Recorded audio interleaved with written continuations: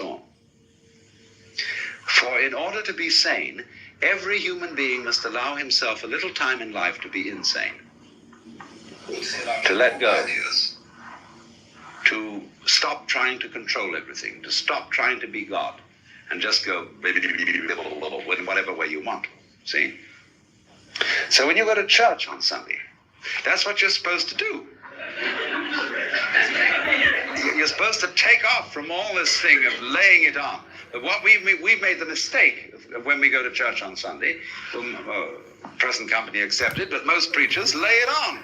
So they say, this is what you ought to do. That's what you ought to do. You haven't been conducting this right, and so on and so on. And nobody gets a vacation. Nobody gets a holy day, holiday, a Sabbath, time off.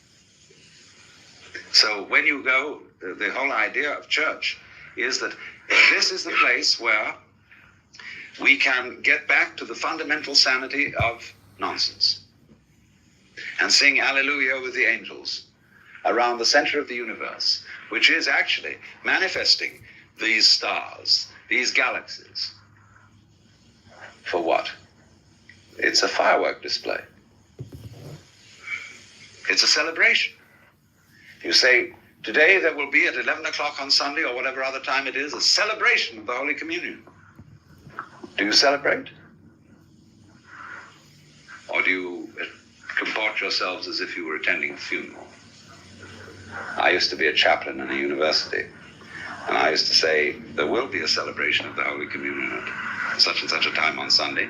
And incidentally, if you come here out of a sense of duty, we don't want you. Better be lying in bed or going swimming or something. Because what this is we are going to have celestial whoopee. And we're going to enjoy it. That's what you're supposed to do. Instead of coming in and saying, you're going to go to this thing and you're going to feel how awful you are, how unbeautiful you've been, how absolutely terrible you've been. And however can you expect to be anything more than terrible if you don't really enjoy your religion? That's what's going to give you the strength and the power to be something other than terrible. But if you just go in and make your religion an occasion of saying, oh, we've been terrible and we're awful sick and we need help, and here's the Holy Communion, which is your medicine, and I hope it tastes nasty, that's awful. It doesn't get to the center of the thing, you see, which is. Chesterton put it in another poem where he said, it's called The Song of the Children. And it says of Jesus that he taught to the adults, he taught them laws and watchwords to preach and struggle and pray. But he taught us, deep in the hayfield, the games that the angels play. Had he stayed here forever, their world would be wise as ours, and kings be cutting capers and priests be picking flowers. Because that's the sense of the thing, fundamentally. Everything that's going on is a sort of jazz. And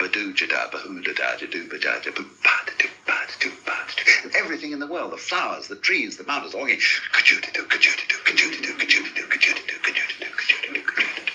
and we have piped to you and you have not danced. We have mourned to you and you have not wept. You won't join the game because you human beings think you're so special and so serious, and you've got to make sense of it all. There isn't any sense to it. Just join in, come on. Make ba-choo-di-da, ba-choo-di-da, ba-choo-di-da with the whole thing, and find you be singing Hallelujah with the angels. Today's talk and other talks in this part of the series are from the early radio talks, and that 12-part series can be found in its entirety through the Alan Watts site. Go to alanwatts.org and look for audio recordings, and you'll see it among the seminars, classic radio recordings. And thank you once again for joining us.